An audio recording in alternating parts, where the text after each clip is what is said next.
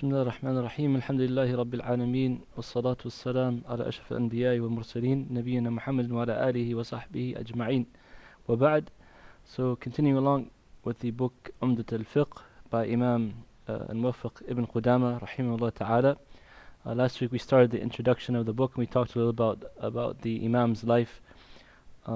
He started off with praising Allah subhanahu wa ta'ala, who deserves all praise, a praise that is befitting to His Majesty and greater, or like Allah subhanahu wa ta'ala is upon His creation, and He bear witness that there is nobody worthy of worship except Allah subhanahu wa ta'ala.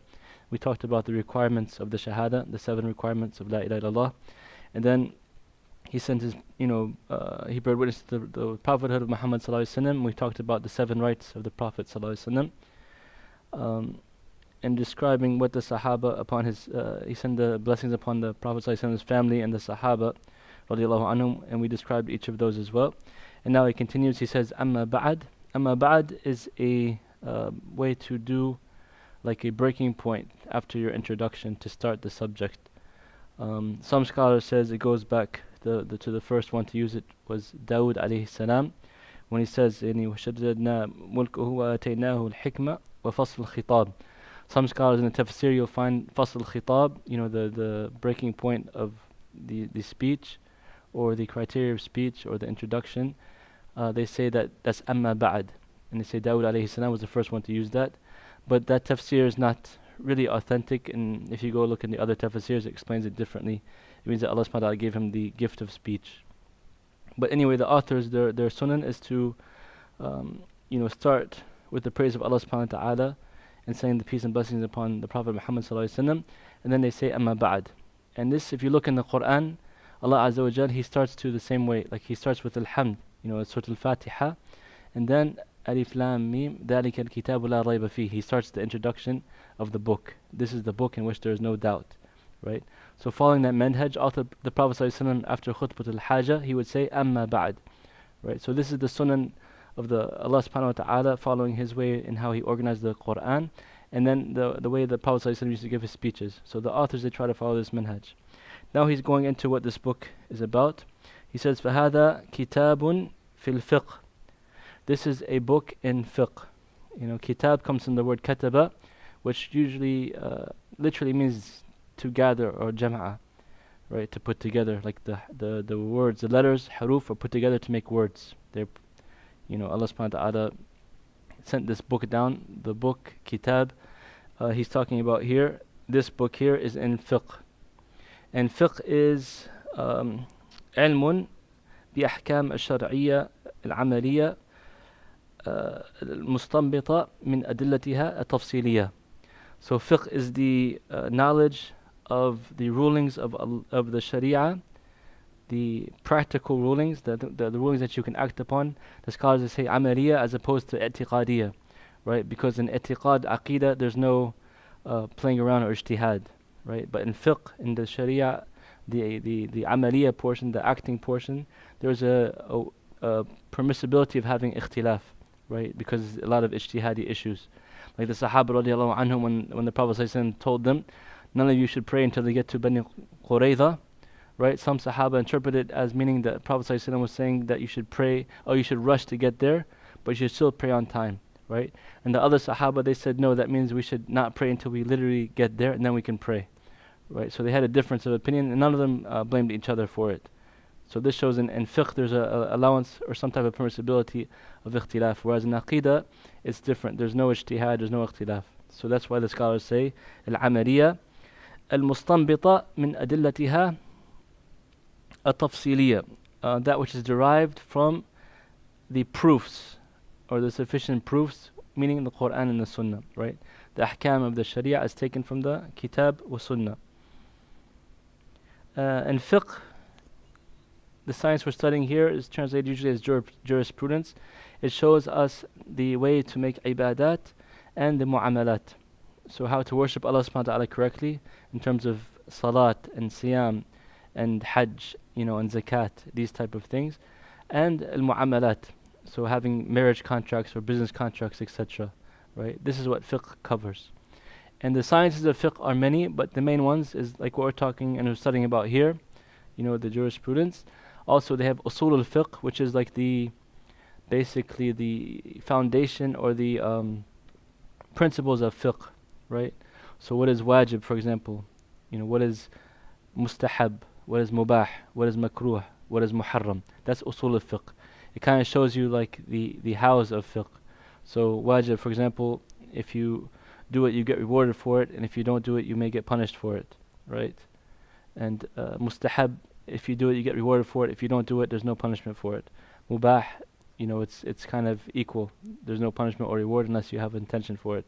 Makruh, it's disliked. If you leave it, you get rewarded for it. If you do it, you don't get a sin, but it's not liked. And muharram, if you do it, you get a sin for it. It's haram, or you can get punishment for it. And if you leave it with the intention, you can get rewarded for it. Right? So those are the ahkam of usul al-fiqh. And there's many other issues of usul al-fiqh, but I'm just giving you the most, popular things that we deal with on a daily basis. Qawaid al-fiqhiyya, those are kind of like the maxims of fiqh. So the scholars, they went through all the, Quran and all the ahadith, right? And they gathered certain principles and maxims of fiqh. For example, al-umur bi maqasidiha. All your actions are by intention, right? Al-yaqinu la yazulu bi-shak. Certainty is not removed with doubt. Ad-darar yuzal. Harm is removed. Al-urfu muhakkama.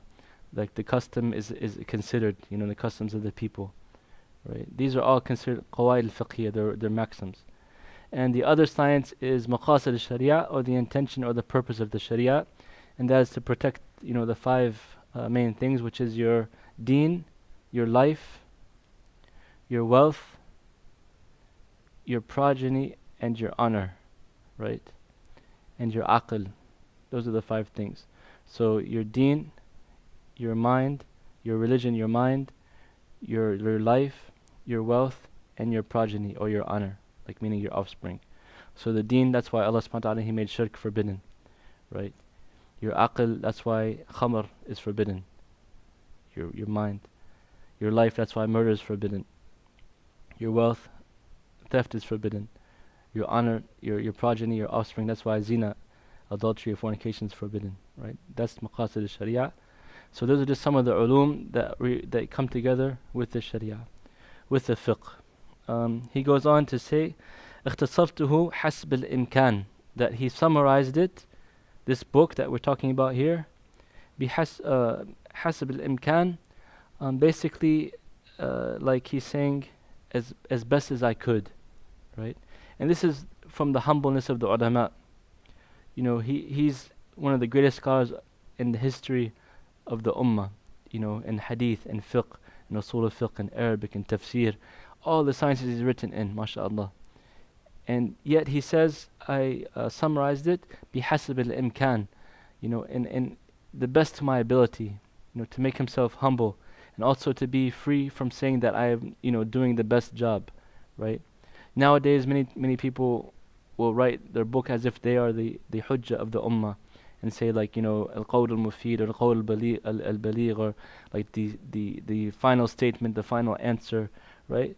But this imam, in all his knowledge and his greatness in writing and everything, he humbled himself and he said, bihasab al-imkan. So therefore he's not showing off, and also in front of Allah subhanahu wa ta'ala, he didn't make a false statement, right? He didn't say, I summarized everything you need in fiqh, and this is the final statement, and everything I say is correct. No, I did the best I could, and this is what I came up with, right? So he's showing the humbleness.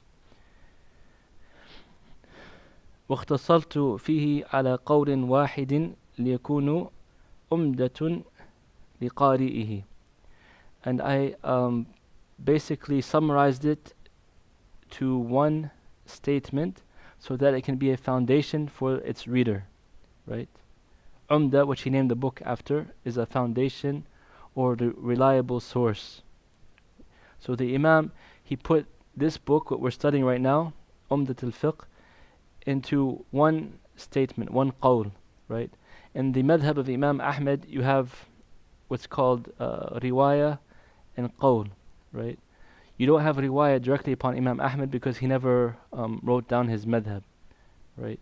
So you have like aqwal, some of the statements of his students. They wrote down his, fatawa and his answers to certain questions. It's different from Imam Malik, Imam Abu Hanifa, Imam Shafi. They had written down the madhab during their lifetime, right? Imam Ahmed, he just wrote down the hadith, basically. You have Musnad Imam Ahmed, which is a great collection, about 30,000 hadith that he collected. And he summarized it to one statement, one qawl. Basically, he's taking like all his studies of fiqh and putting down the most reliable source or reliable statement, right? لِيَكُونَ عُمْدَةً لِقَارِئِهِ, so that it will be easy or be a foundation for the reader.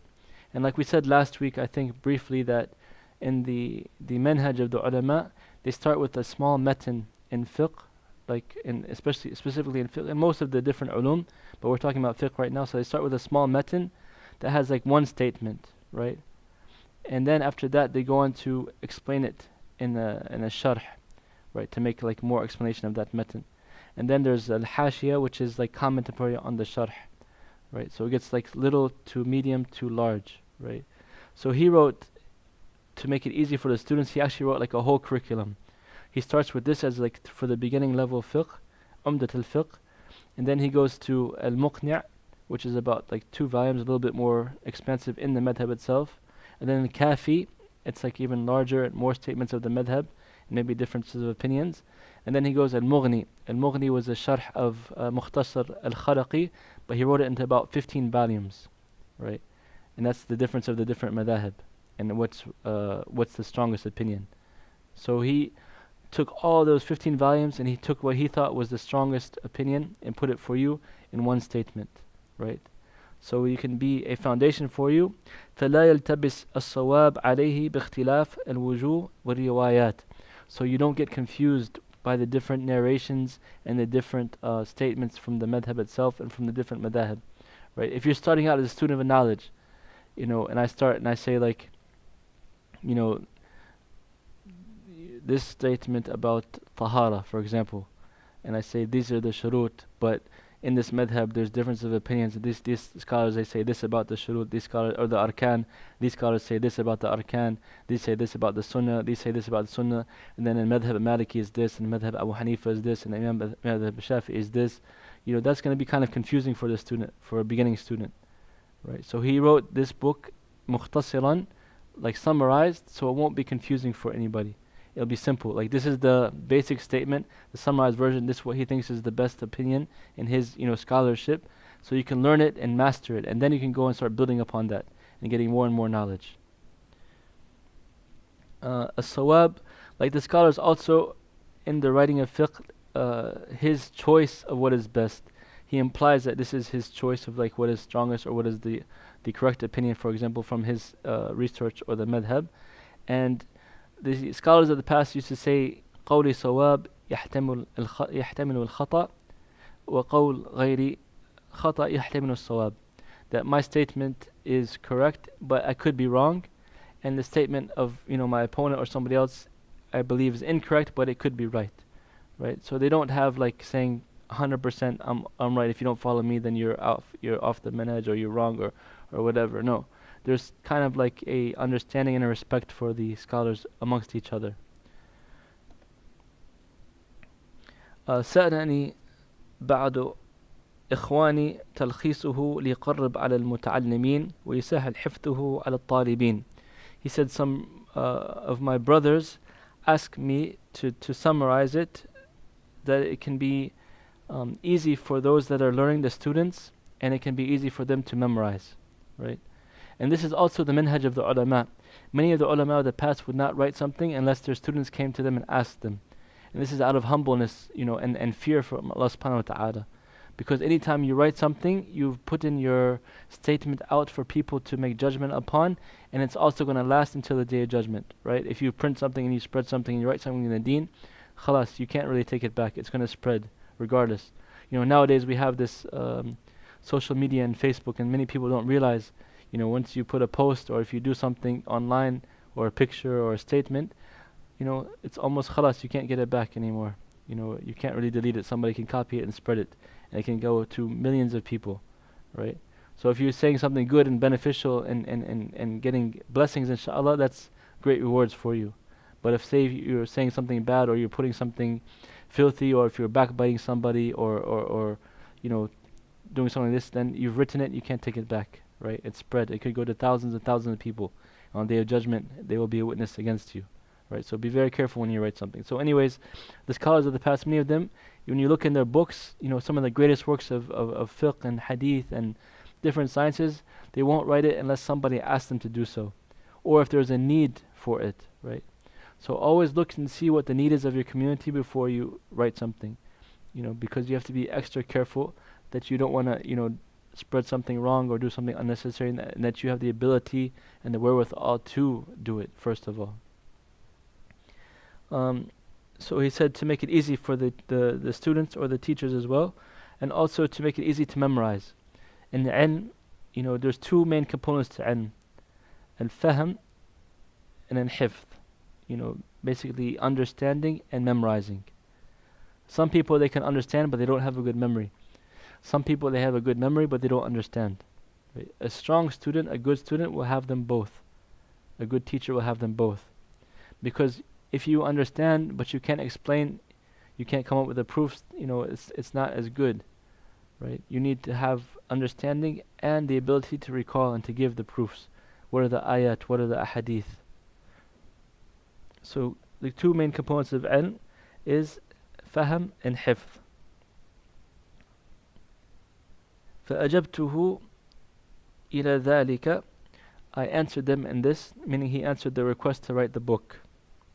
معتمدا على الله سبحانه في إخلاص القصد لوجهه الكريم, depending on Allah subhanahu wa ta'ala with sincerity of intention, ikhlas, لوجهه الكريم, for his honorable countenance, for the face of Allah subhanahu wa ta'ala.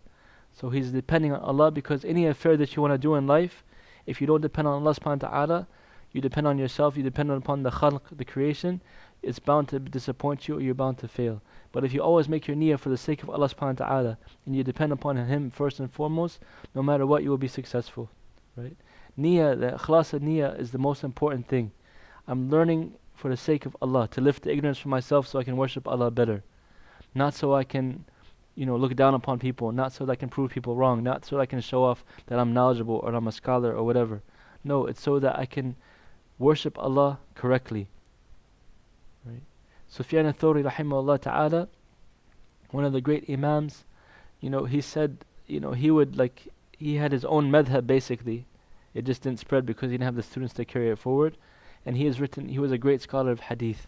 He was considered like a mountain in the ilm of hadith. But he said that he would constantly be, checking his intention, right?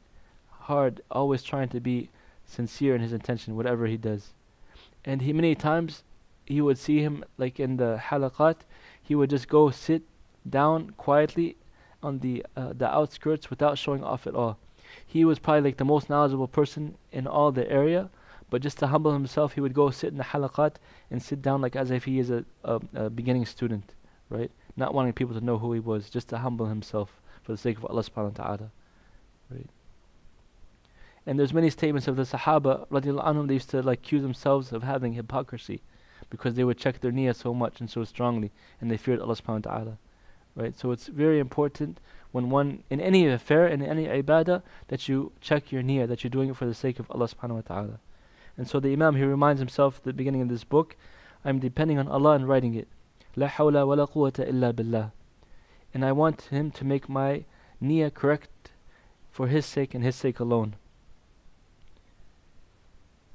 وَالْمَعُونَ عَلَى الْوُصُولِ إِلَى رِضْوَانِهِ الْعَظِيمِ. So that Allah subhanahu wa ta'ala, He gives to him the ikhlas, that he worships Him, he writes his book sincerely for His sake, and He gives him the help that will allow him to reach Ridwanihi al-Azim. Ridwan Allah subhanahu wa ta'ala is the pleasure of Allah, the greatest pleasure of Allah. That's why Allah subhanahu wa ta'ala says, وَرِضْوَانُ مِنَ اللَّهِ أَكْبَرُ. That Ridwan, the pleasure of Allah subhanahu wa ta'ala, is akbar. It's the greatest, right? Greater than Jannah itself. If you can achieve the pleasure of Allah subhanahu wa ta'ala, that's even greater than Jannah. to look at Allah, be able to look at Allah on the Day of Judgment, to be able to look at Allah in Jannah. That pleasure of Allah subhanahu wa ta'ala is greater than everything. Ridwanum min Allahi akbar. It's the greatest. So the Imam is saying that he's asking Allah subhanahu wa ta'ala to give him the help and the aid and the encouragement that he can reach his pleasure, reach the pleasure of Allah subhanahu wa ta'ala. وَهُوَ حَسْبُنَا وَنِعْمَ الْوَكِيلُ. And Allah is sufficient for us and the best of caretakers. Allah subhanahu wa ta'ala is sufficient for us in everything. Whether we want knowledge, whether we want rizq, whether we want, spouses, family, anything, Allah subhanahu wa ta'ala, He's sufficient for us. And He is the provider and He is the caretaker. Right? So always put your affairs in His hands first and foremost. The Imam, he's showing us in this introduction how to put everything back to Allah subhanahu wa ta'ala, how to depend upon Allah, right? How to realize Allah is sufficient for everything, for all our needs, all our cares, all our worries, Allah is sufficient. The tawfiq is from Allah subhanahu wa ta'ala. He's in this, writing this book is a gift from Allah, spreading knowledge is a gift from Allah, right? And he realizes that, and he realizes the trust that Allah subhanahu wa ta'ala has put upon him. So he's asking Allah for His help and for His support and to be sufficient for him. وَوَدَعْتُهُ أَحَدِيث صَحِيحًا تَبَرُّكًا بِهَا وَاعْتِمَادًا عَلَيْهَا. And he said, this part basically the scholars say that he put the basis of the text is taken from ahadith. Sahiha, he says, right? So the hadith is ما يرويه عن النبي صلى الله عليه وسلم من قول وفعل أو تقريرا, right? And some scholars they add صفاته خلقيا أو خلقيا. So the hadith is basically the statement of the Prophet صلى الله عليه وسلم, his statements, his actions, or his implicit acceptances. And some scholars they add his characteristics, moral and physical characteristics. These are the hadith of the Prophet ﷺ. And he said sahiha. Sahih here he means basically hasan or sahih, right? Acceptable ahadith. Because in the fiqh or the ahkam of the sharia, it's not permissible to use weak hadith, right? If you want to establish a ruling in the sharia, you need to base it upon authentic hadith. So he says ahaditha sahiha. Authentic hadith. Sahih hadith is the one that is narrated without any break in the chain of narration, and it's narrated by just, honorable, and proficiently memorizing narrators, right? And it's not shadh. It doesn't go against other ahadith. Tabarrukun biha, trying to attain the blessings from it, to get the blessings from the Prophet ﷺ's ahadith, right? The best adillah that you can use in trying to convince anybody or teach anybody is the book of Allah subhanahu wa ta'ala and the hadith of the Prophet ﷺ. Barakah originally means to have an increase in, right? وَجَعَلْنِي مُبَارَكًا أَيْنَمَا كُنْتُ, blessed wherever I am, right? Isa alayhi salam makes that statement. So the whole goal of a Muslim is to live a life that has barakah in it. So you look to all the means that you can attain barakah, right? Blessings in your life. The book of Allah subhanahu wa ta'ala and the sunnah of the Prophet ﷺ are the best ways, obviously. Following them, reading them, understanding them, applying them. This is how you can get more barakah in your life. So he put these ahadith to get this barakah in this book. وَاتِّمَادٍ عَلَيْهَا, and he depended upon it. وَجَعَلْتُهَا مِنَ الصِّحَاحِ لِأَسْتَغْنَى عَنْ نِسْبَتِهَا إِلَيْهَا. And most of it is taken from the Sahihain, Bukhari and Muslim, right? So that he won't have to tell you where he got it from, because most scholars they accept the ahadith of Bukhari and Muslim as being sahih, right? In general, the vast majority. So he tried to use for his book most of the ahadith taken from Bukhari and Muslim, so that you don't have to go and look for it if it's authentic or not, right? And this is the basic introduction of the Imam that we started with. Inshallah, next week we'll go into the book itself, and he starts with Kitab al-Tahara, obviously the book of purification. But like we said, most Imams, they start off with the introduction to show us, first and foremost, to praise Allah subhanahu wa ta'ala, send the blessings upon the Prophet sallallahu alaihi wasallam, and give you a brief introduction of what he's going to do in this book. And like we said, Ibn Qudam, we talked about his life last time, and this book in itself is considered, a very reliable source in the madhab al-Hanbali, and it's many different explanations for it you can find online. The one I sent out to the group, that's in a decent English translation for the Fiqh of Ibadat, the first half of the book. It would be easy if you don't know the Arabic language. That's a good explanation. And then there's many, if you want to ask me for the Arabic explanations, there are many different shuruh that are out there, mashallah. It's a book has barakah, it's been worked upon by many of the scholars, and like I said, it's a foundational text, if you want to study fiqh. He did it as a nathar. Nathar means it's like written out. You have in mukhtasarat, or the summarized mutun, you have either nathar or nadhm. Nathar is like written down without rhyming, right? And nadhm is poetry. They write the metan in a poetic form. Both have their pluses and minuses. The pluses of this is that the sentences are clear and there's no basically ambiguous terminology. And the minuses is sometimes a little bit harder to memorize as opposed to the nadhm.